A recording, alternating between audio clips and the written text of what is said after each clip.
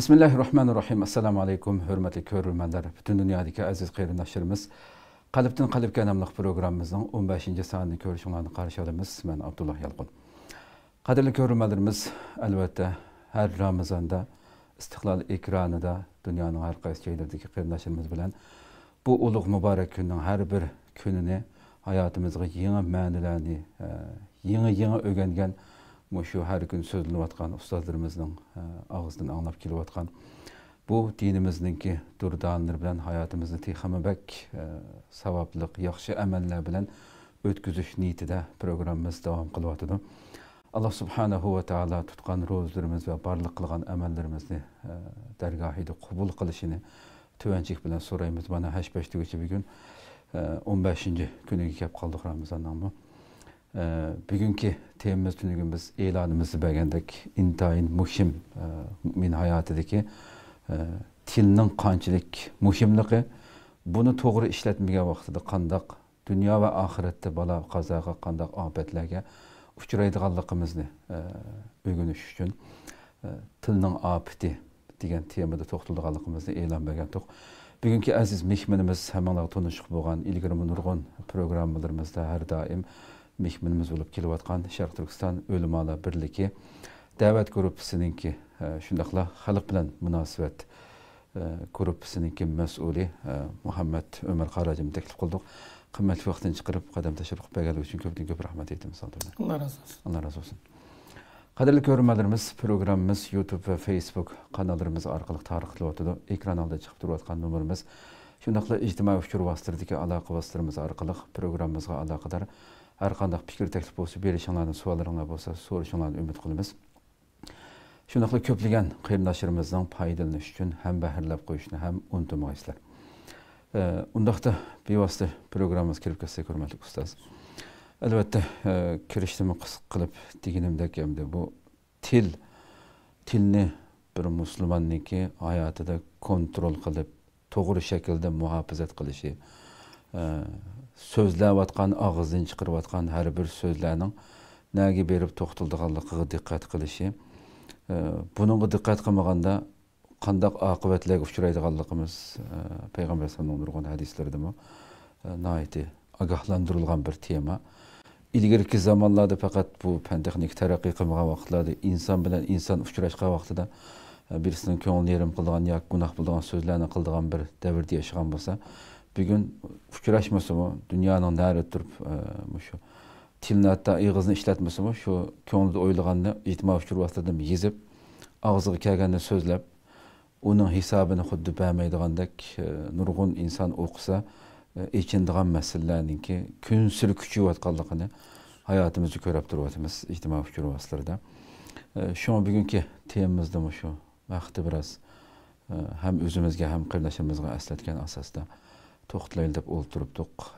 Şu birinchi savolimiz shu tilni kontrol qilish, muhofazat qilish, saqlash bu qanday bo'ldi buni bu vaqtda tushuncha bersangiz.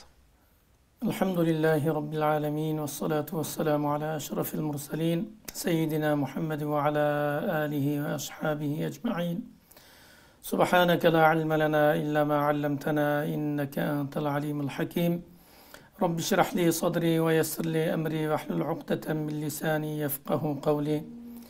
Evvelen Allah subhanahu ve taala Şarkı Türkistan'da zulüm asrı yaşavatkan halkımızga şu Ramazan ayda chiqish yo'li ato qilishini, ularga hurriyat, azadiyat ato qilishini, o'zlarining ibodatlarini erkin holatda tuta oladigan bir holatda muvaffaq qilishini Alloh taoladan tilayman. Shuning bilan birlikda muhojiratda yashayotgan xalqimizningki bu fazilatli oyni Ramazonni ibodat bilan, taqvodorlik bilan tutib Alloh loyiqida ibodat qilishga muvaffaq qilishini Alloh taoladan tilayman.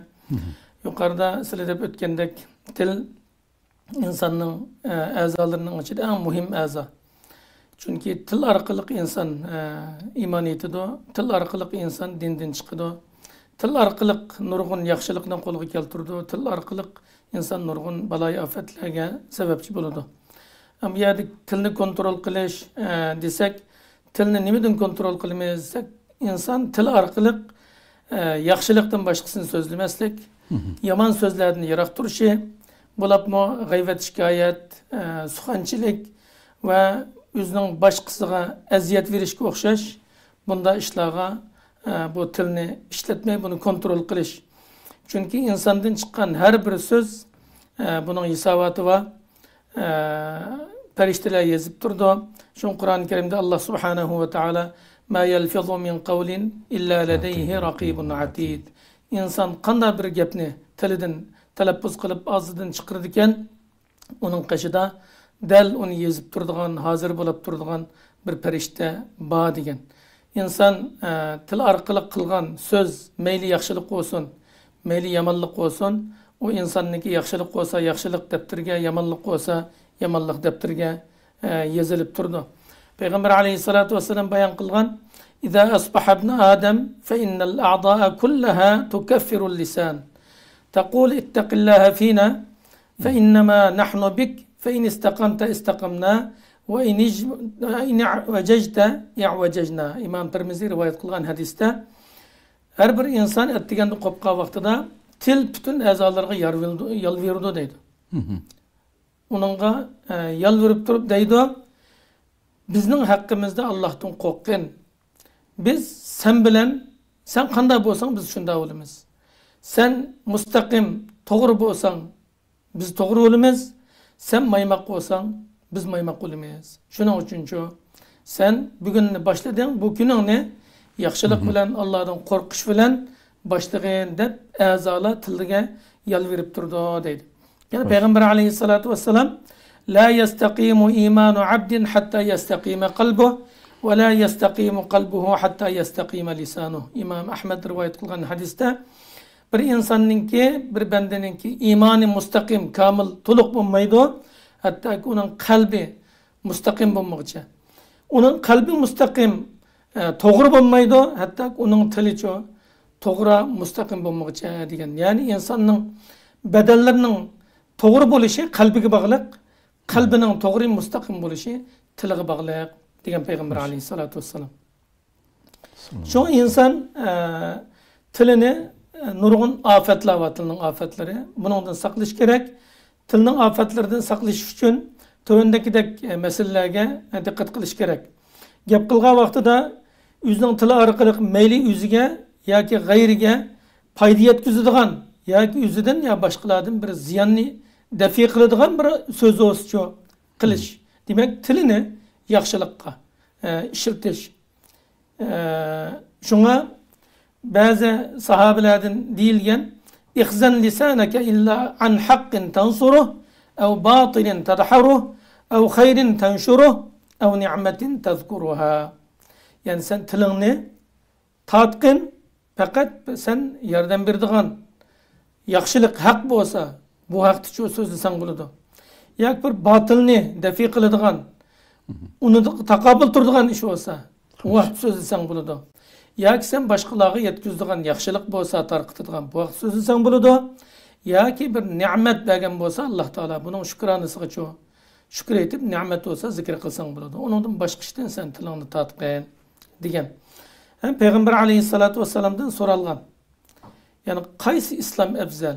Yani Müslümanların qaysi afzal deb so'ralgan vaqtida Peygamber aleyhissalatu vesselam: "Men salimel muslimuna min lisanihi ve yadihi." Başka Müslümanlar onun tilidan ve qo'lidan saqlam qolgan kishi o adam saqlam bo'la oladi degan muttafaqun alayhi hadis. Yani hatta inson nurg'un ibodatlarni qilib ketgan bo'lsa-mu, nurg'un yaxshiliklarni qilib ketgan bo'lsa-mu, jihatlarni qilib ketgan bo'lsa-mu, boshqalarga aziyat yetkazgan bo'lsa-chu, bunun amellerinin baka olib ketishi yoki savobining kamayib ketishiga cho'yib boradi. Shunga haqiqiy afzal sog'lom musulmon kim o desa, boshqa musulmonlar uningga zarar yetkazmagan, hatto kofir bo'lsa-mu, uning qo'lidan, tilidan sog'lom qola olgan bo'lsa, mana bu musulmoncha eng afzal degan. Tilninki insonninki qo'li kesildi yoki jarohatlandi, bir ish bo'ldi, jismoniy tarafdan bu saqiydi. Ama til bilan aziyat berilib, qirılgan qalbcho bu saqaymaydiganlikqa qara. Shunga jarahatu sinani la haltiamu va la yaltamu ma jarahal lisanu degan. Nayz bilan, qilich bilan, pichoq bilan, bir narsa bilan kesilib jarohatlangan ya bular o'zligidan yemlashib saqayib qoladi. Til bilan jarohatlangan narsa bu hargiz saqaymaydi degan. Shunga tilimizni boshqalarga aziyat berishdan, xususan mu'min qarindoshlarga aziyat berishdan, mu'minlarning iffat nomusiga, obro'yiga til uzishdan tilimizni saqlashimiz kerak. Shung Payg'ambar alayhisolatu vasallamdan sahobalar so'ragan Uqbat ibn Amr radhiyallohu anhu. Ya'ni nijatlikning yo'li nima ya Rasululloh? Qanday qilsam men nijatlikka erisha olaman? Qanday qilsam dunyoda boshqalarga aziyat berishdan saqlanma, oxiratda Alloh taolaning roziligiga, marhamatiga erisha olaman desa, Payg'ambar alayhisolatu vasallam nima degan desa, amsik alayka lisanak wal yas'aka baytuk va bika ala khati'atik. Sen tilingni kontrol qil. Tilingni ching tut. Tilingni xohlagancha behuda boshqalarga aziyat beradigan, boshqalarning iffatiga tegadigan yoki kufr, nifoq so'zlarini so'zlashdan tilingni saqla. Chunki bu til shu til degan qalbninki chumichi deydi. Qalbda nima bo'lsa, tilga shu chiqadi. Sen tilingni saqla, uyang sana yasson degenicha sen behud ishlarni qilib yo'llarda yurmay, sirt qilgan ibodating, tijorating, jihading, bir ishlaring o'z qilib bo'lgandan keyin oilangga qaytib, uyangda o'ltag'in. Chunki sirtda lag'aylab yuradigan, cho'glab yuradiganlar ya g'aybat shikoyat qilishib qoladi, ya nomahramlarga qolib qoladi, ya o'ziga muhim bo'lmagan ishlarga aralashib qoladi. Shuning uchun tilingni saqla, uyang sana sig'sin. Hatta uylaringdagi ayiblarni uylaringning ichida hal bo'lsin. Jidal majralaring uyingning ichida hal bo'lsin. Bir xatolik sodir bo'lsa, darhol buning yig'la tavba qil. Mushar qiliqchi bo'lsan, nijotlikka erisha olaysan degan. Buning beshida Rasululloh nima dedi desa, tilingni saqla. Tilingni ching tut degan. Yana birisi tilni kontrol qilishning vositalaridan biri, ofatdan saqlashning vositalarining biri munosib vaqtda so'z qilishga munosib vaqt gap qilish. Har qanday gap, har qanday o'ringa loyiq emas. Hatto to'g'ri bo'lgan taqdirdami. Shunga har qanday maqomning maqoli bor. Har qanday maqomda deyiladigan gap bor deydi. Shunga to'y-to'kunda akilib u o'limninki dozaqning azobining yana bir ishni qildigan menda nima bor. Har qanday bir maqomda shuning loyiq so'zni qilish. To'y-to'kunda tabliq qilingan vaqtida, nasihat qilingan vaqtida qiz o'g'illarning majburiyati, ayollarning haqqi majburiyati, qanday itoat qilish kerak, nima uchun er-ayollik munosabati bugungi kunda ko'p buzilishga olib kelyapti, buning sabablari nima degandek to'y-to'kinga munosabatlik. Undan keyin to'y-to'kin deganda ham yigit qiz hayotida xushal bo'ladigan, kuladigan kunlar. Bu kunlarda shunga loyiq gaplarni qilish. Undan keyin g'aziga ta'ziya bildirgil berib chaqchaqlashib kuladigan. Bunda ishlar bor. Har qanday maqomning maqoli bor, deyiladigan gapi bor. Bunda yerda hatto kuldiradigan, behuda unda gapni, unda hazır tutgan vaqtida, ta'ziya bildirgan vaqtida unda gapni qilib shu maqomga loyiq bo'lmagan gaplarni qilmaslik. Undaki qanday odam gapni yaxshi qilinmasa, to'g'ri qilinmasa, xatolikqa duch keladi. Shunga inson tilini az so'zlash, ko'p anglash deydi.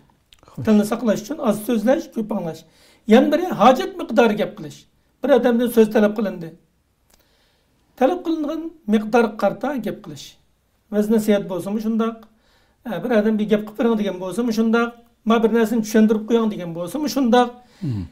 Qancha gap qilib bering desa, shu sharoitni ko'zlab turibchi, shuni munosib holatda gap qilish.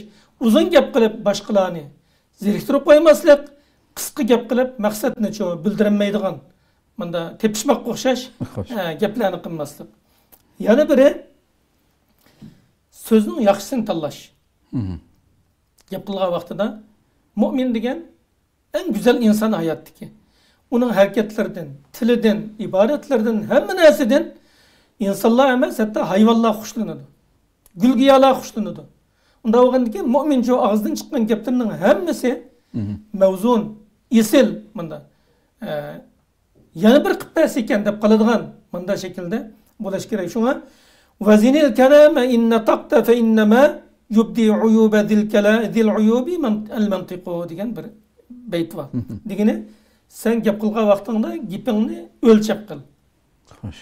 O tilingni qo'yib berib vat so'zlaydigan bunday ishni qilma. Nimishqa desa, ayib egisining aybini söz til oshkor qilib qo'ydi dedi. Shunga ko'nilada al-mar'u maghbunun tahta lisanihi. İnsan tilining ostiga ko'maklik. Gap qilmagan vaqtida uning olimmi, jahilmi, hayvatlik odammi, qanday odamligini uqilmaydi.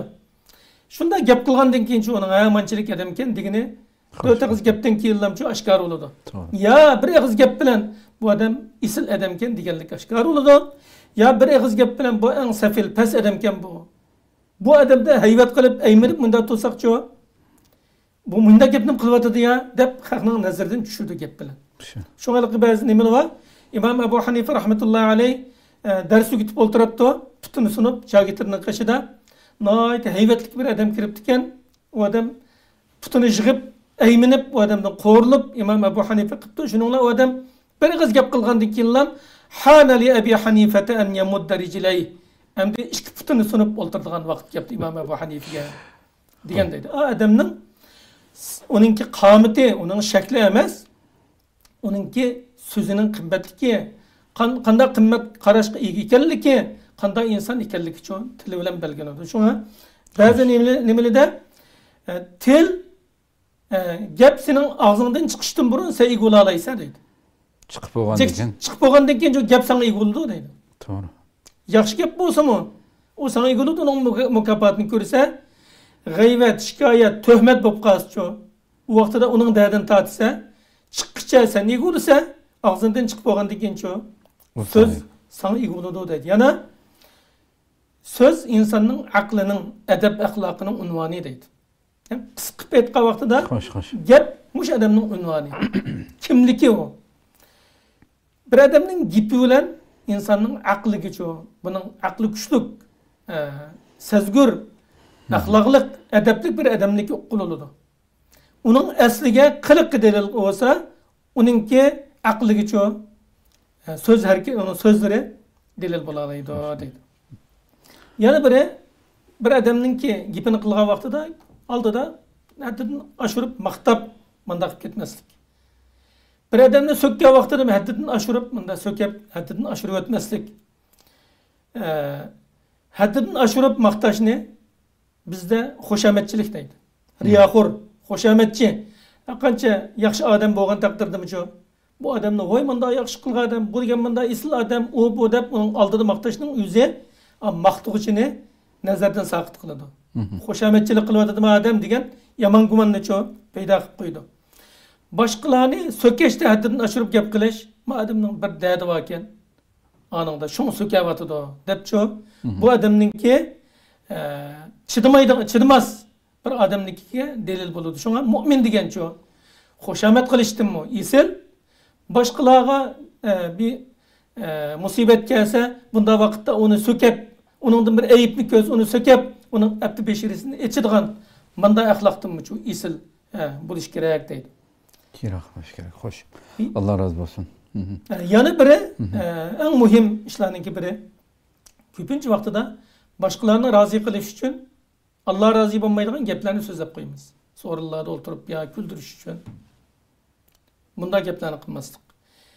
Kishilarni rozi qilish uchun Allohni g'azablantiradigan gaplarni qilmaslik. Shuni payg'ambar alayhisolatu vasallam "Men ardan nasa bi saqatillah vakalahu Allohu ilan nas va men asqatan nasa bi ridallah kafahu Allohu mu'natan nas" degan İmam Tirmiziy rivoyat qilgan hadisda. Qanday bir odam Allah'ını g'azablantirib turib kishilarni rozi qilsa, Alloh taolo bu odamni kishilarga topshirib qo'ydi deydi. Sen shuning roziligini izlab, shunday qilganmiding? Ashilardan topa, sen topadigan narsangni deb ashlarga topshirib qo'ydi. Ammo Alloh rozi bo'lgan ishni qilish bilan kishilarni g'azablantirgan bo'lsa, kishilar ochiq gap qilibdi, ammo bu haq ish, to'g'ri ish. To'g'rini qilganlikqa kishilar ochiqlab qilibdi. Bunday qilgan bo'lsa, Allah Teala kişilerin muşakkatleri, onun kildiğin afetleri, yamanlıklardan Allah Teala yüzü muhafizet kıldı deydi. Hoş. Allah razı olsun. Hakikaten ait köp misallar bilen tushundirib berdi. Hamda haqiqatan yuqorida so'zlangan mazmunlar aslida qaysi darajada diqqat qilishimiz kerakligi, bo'libmi bugungi hamma odam bugun aslida insonlar bilan munosabat fiziki jihatda ozlashib, hammasi to'g'ri uchur vositalarida shu insonlarning yuz obro'yi, hatto tunuydigan, tunmaydigan hamma anglagan narsani darhol telefonda chiqarib so'zlash hodisi bugungi zamonning ofati desak bo'ladimi.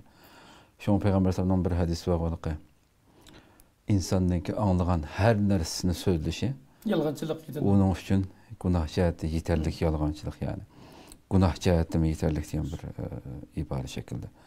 Bugün bunu bək köp uçurtup atımız. Bu şunda bir devirde yani özümü his qılmagan ve ben birisiga çıkıp mesela iğizim bilen sözlümedim go deysem o. Yani bir iğiz zuanı çıkamay yazgan narsasının özü əməliyyatda onun kiramen katibine yazıp atdı da əməliyyatda şunu. Sözlügen bilen hiç qandaq farkı yok. Ama şundaq bir cemiyette devirde qandaq insan özünemde bir yolları mesela insanınki özününki tilini kontrol qilishninki qısqa bir şekilde. Hem de biz Ramazan ayda tur etibmiz endi. Ramazan bütün ibadetler. Bulapmı Ramazan? Bu çoğun bir medrese. Hoş. İnsanı terbiyeleydiğin. Meyli til cihettin, meyli başka cismani cihettin, meyli kalbi cihettin insan hatta ki Allah subhanahu wa ta'ala halal kılgın nurgun nesini yemey biz Allah Teala yandiga vakti diye iman diga vakti yemey turumuz. Demek Allah halal kılgın nesidin biz roz tutup yüzümüzün çekligen yerde Allah çekligen, Allah haram kılgan. Bunda işlerden çoğu yüzümüzde çekilişimiz, tilimizde çekilişimiz bu çoğu pek zürül. Şu Peygamber aleyhissalatu vesselam'ın ki bir hadisi de bu. Men lem yeda' kavle zuri vel amele bih feleyse lillahi hacetun fi en yeda'a ta'amehu ve şerabeh deydi. Bir adam yalgan gap qilish, yalgan guvalık birish, başqalarga töhmet qilish, başqalarga g'aybat qilish, asli bo'lmagan ishlarni o'tirg'a chiqib iftiro qilish, başqalarning obro'yiga tegish, mushunda ishlarni tark etmasa, bu odamningki taamini, şarabini, şehvetini, özünün ayağına yakın gelmesini terk edip bunda qilishi için Allah'ın haceti yok. Asli maksat siz bu halaldan roz tutqayada haramdan bir tariqa avlaço. Avlalık yoluyla ner turun deganni biz roz orqali biz o'gitdi. Hatta rozlar bilan bir adam bilan tillashib qolsa nima deydi? Falyaqul inni saimin deydi. Bir adam bilan urushib qolsa, o'zining rozlar ekanligini eslatsin uningga deydi. Yani rozlar deysin deydi. Yani rozlar degan axloqliq bo'ladi. Meyli qul orqali, meyli til orqali boshqalarga aziyat mi bermaydi? Rozining hurmatidan boshqalar bilan jidal majrami qilmaydi. Hamda Alloh taolo insonlarga asonlik yaratish uchun Ramazonni bir oy qilgan bilanchi biz bir oyda bir oy ichida nafsimizni, tilimizni, qalbimizni kontrol qilib, buni yomon ishlardan saqlab, yaxshi ishlarga qo'llanish, Allah Teala'nı zikir qilish, Allah'ın dinini tarqitish, Qur'onni o'qish, Qur'onni tafsir qilish degan o'xshash Allah yaxshi ko'radigan ibadetler bilan tilimiz, bütün a'zolarimizni, qalbimizni mashg'ul qilamiz. Mushu bir oydancho, yan bir Ramazongacha 11 oygacha buning quvvati bilancho yashaymiz. Shunga şu Peygamber aleyhissalatu vesselam Allah'a ahiretga iman etadigan kishi bo'lsa, yaxshilikni desin, yaxshilikni topamni sukut qilsin deydi.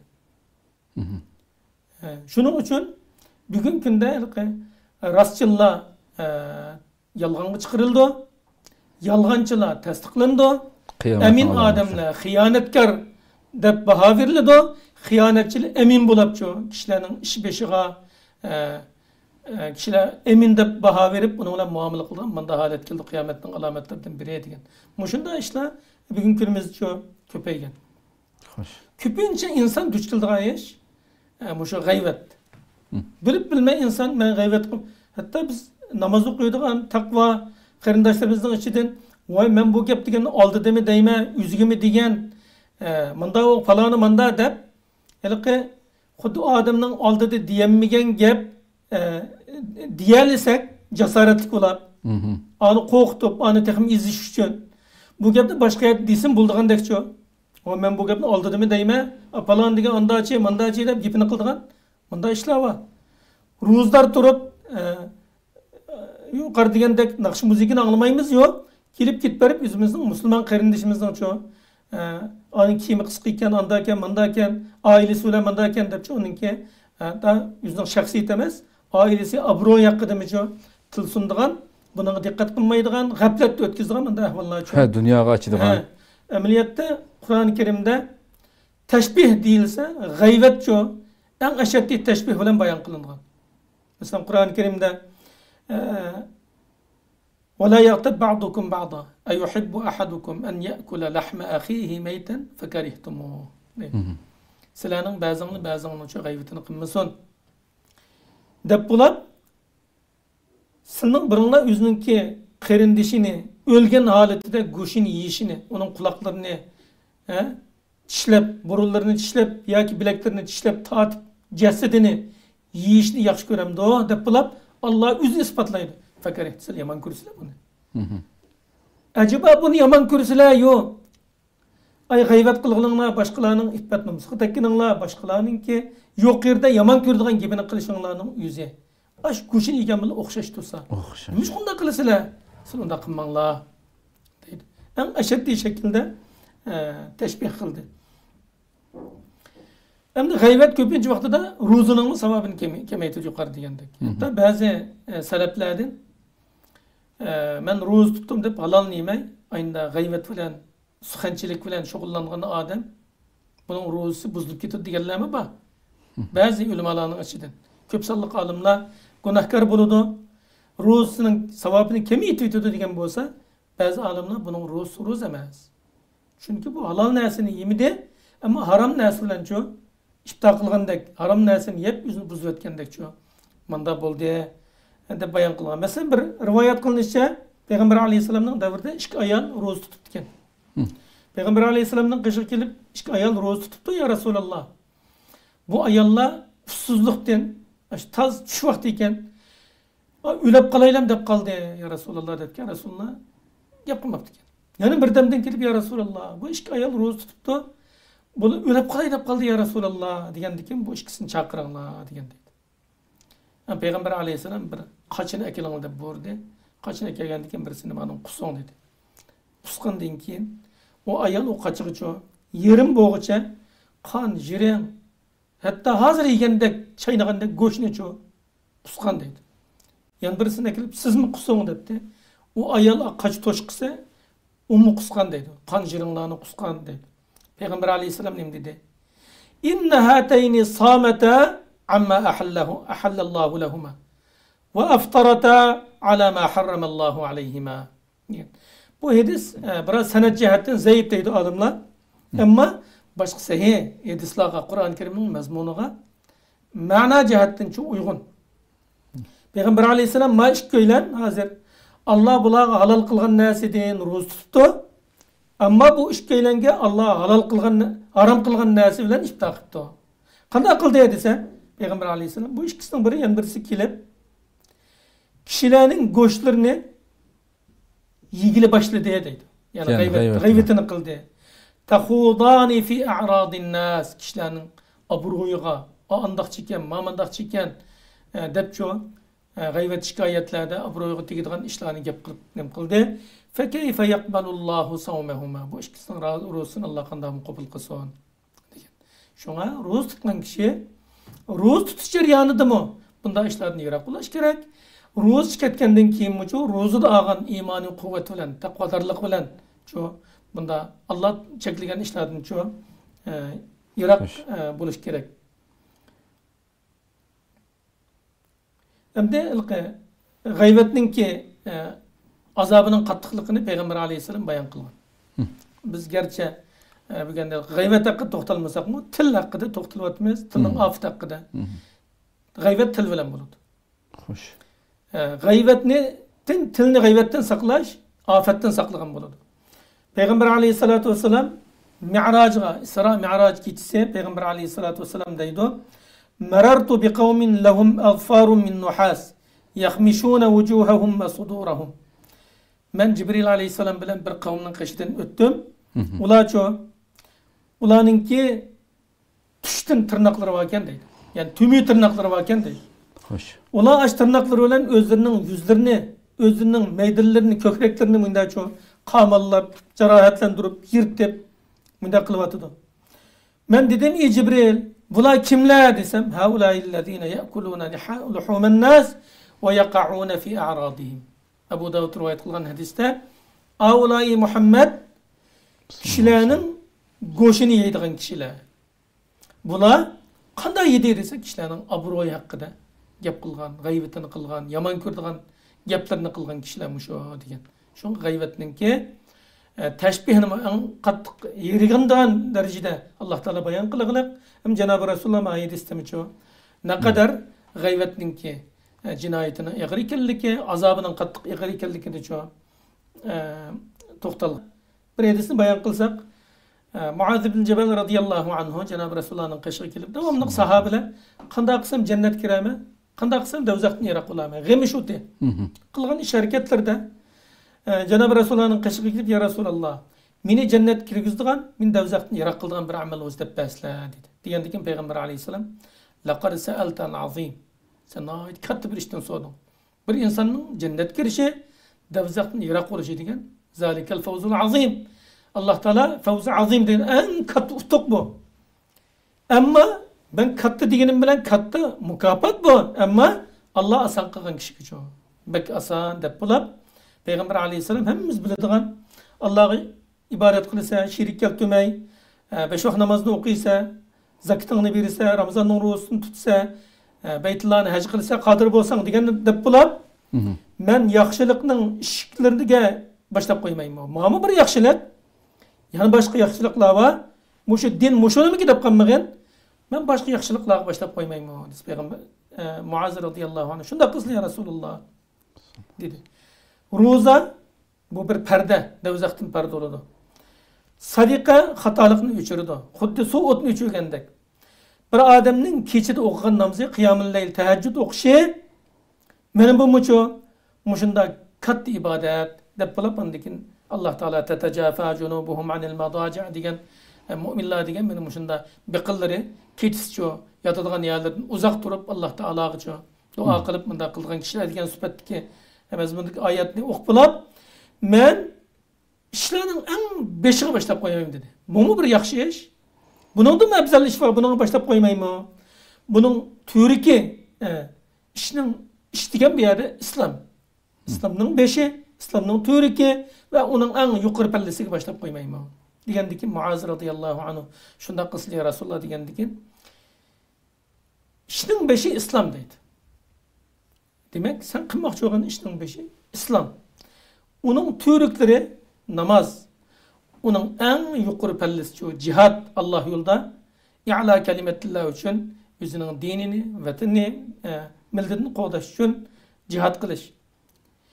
Şunun hemmisini yuğun çıkın edip vermeyim ben dep yana Resulullah hulasalap ekilip çoğu. Dese ya Resulullah, ey Allah'ın peygamberi. Şunda kıslar Peygamber aleyhisselam. Fe'akhada bilisanihi dedi. Yani yüzden tılını tuttu dedi. Tılını çıkarıp tuttu. Kuffa aleyke hâzâ. Sen bu tılını çoğu. Toz. Tılını kontrol kıl. Tılını sakla. Dedi. Digendeki Muaz radıyallahu anhu dedi ya, ey Allah'ın peygamberi biz sözlügen geplerimiz bilen mi hesap kıtatlandık? Depti Peygamber aleyhisselam Thakaletke ummuke ya Muaz. Bu ne mi digine? Sen muşincelik işte mi bilmemse? Bu insan sözlügen gipilen iman etediğin tusa, sözlügen gipilen Allah'ını esleydiğin tusa, sözlügen gipilen dinden çıkıdığın tusa, sözlügen gipilen pasık olduğun tusa, bütün işler til bilen.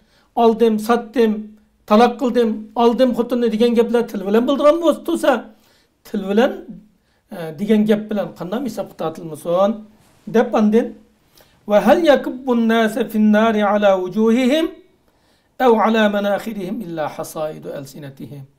Yani kişilarni dovzaqqa ularning yuzi bilan yoki ularning tumshug'i bilan ularning tillarining mahsulotlari tashvit emasmi? Tili bilan qilgan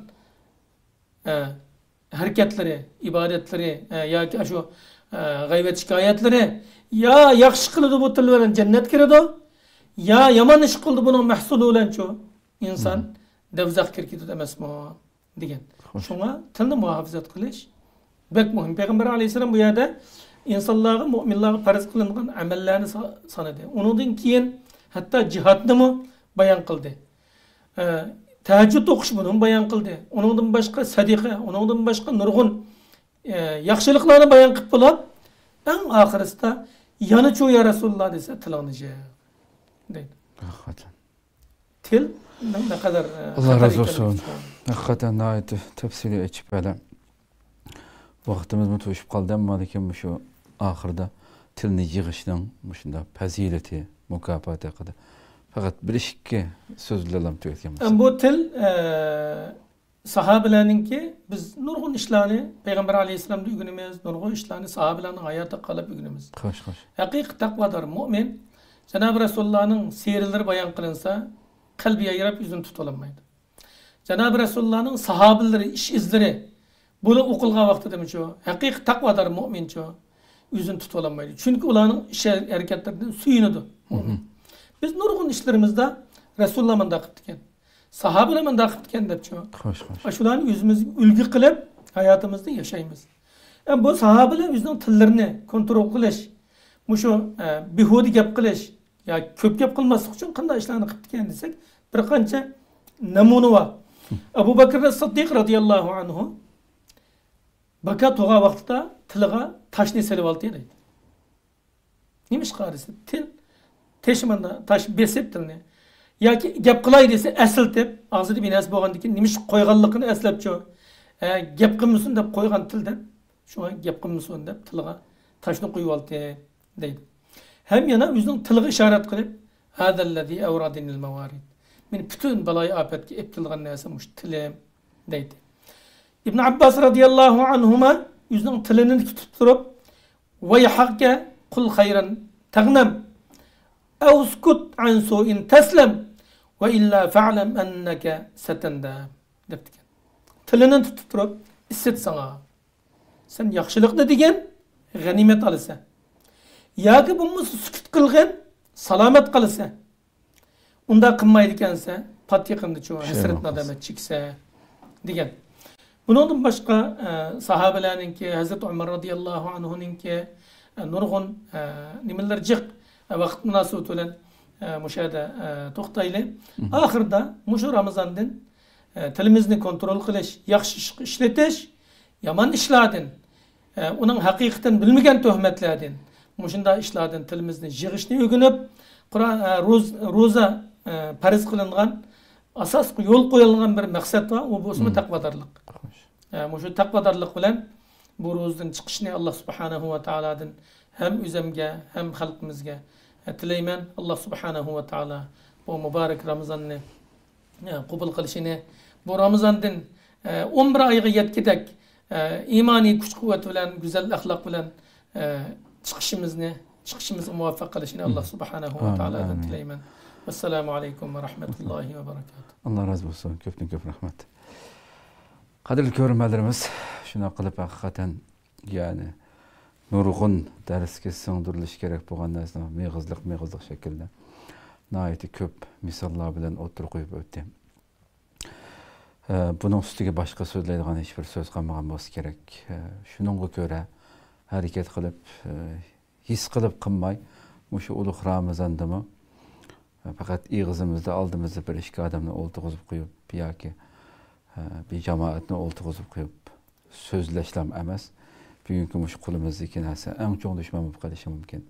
Kişilerden, hatta biz tanımaydigan insanlarning yüz abroyu başka nurgun meselelerde halıgança gap qilish, halıgança inkas yezish. Uya bir yerden anlavagan gaplar bilen hamma narsani o'ttirg'a qo'yish. Bunun qancha xatarlik ekanligini bilgan his qilib o'tgan bo'lsak kerak. Alloh subhanahu va taolo o'ziga loyiq ravishda to'g'ri amallarni ko'plab qilishga muyassar qilsin hammamizni. Bu ulug' muborak oydan shu g'animat olgan baxtlik mu'minlarning qatoridan bo'lib chiqishimizga muyassar qilsin. Allah ömür bəsə ətə başqa bir temada görüşükcə aman boğayslar. Assalamu aleykum və rahmetullahi teala və barakatuhu. يا نور الهلال أقبل تعال فالشوق طال والقلب سما نحو السماء